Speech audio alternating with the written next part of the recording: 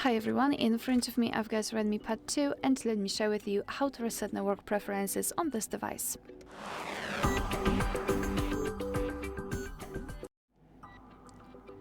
So let's start with opening the settings, and here in this left section we have to scroll and find more connectivity options.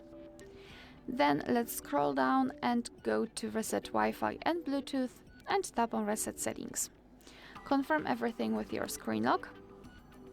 And here we've got the information that this might take several seconds and you are not able to undo this action, so be aware about that and confirm it with OK. And now we have to simply wait until we will see this information, which means that we just successfully reset all network preferences.